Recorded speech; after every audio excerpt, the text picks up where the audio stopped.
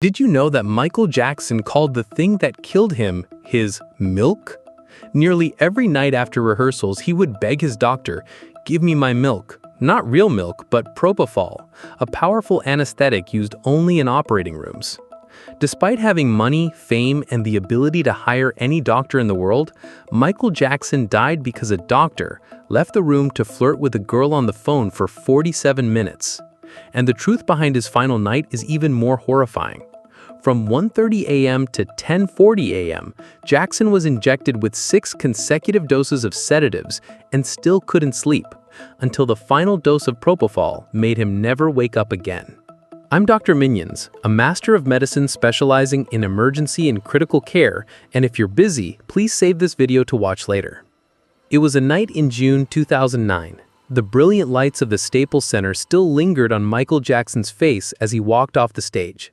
Having just completed the final rehearsal for the This Is It tour, the most anticipated comeback tour of the decade, he hugged his dancers, thanked the production team, and said goodnight. God bless you.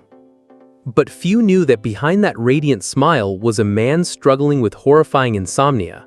Travis Payne, Jackson's longtime choreographer, recalled, "He looked so sharp. There was no sign that anything was wrong. He didn't seem weak or troubled." But the truth was, Jackson hadn't had a proper night's sleep in days. When the car brought him back to his mansion at 100 North Carrollwood Drive, Holmby Hills, the clock had struck 12:30 a.m. Fans were still waiting outside the iron gates, and Jackson stopped to greet them, something he often did.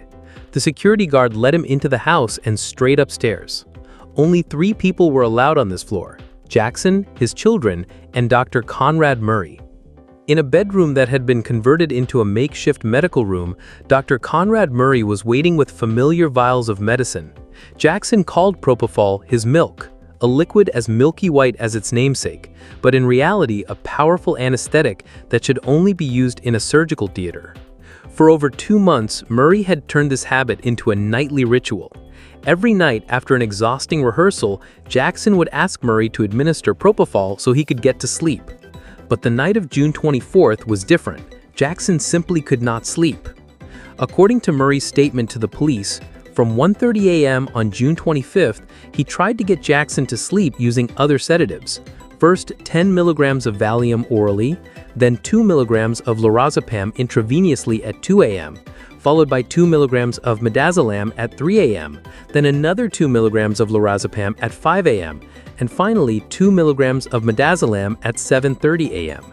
But Jackson still couldn't sleep. For 6 straight hours, he repeatedly begged Murray, "Please give me some milk."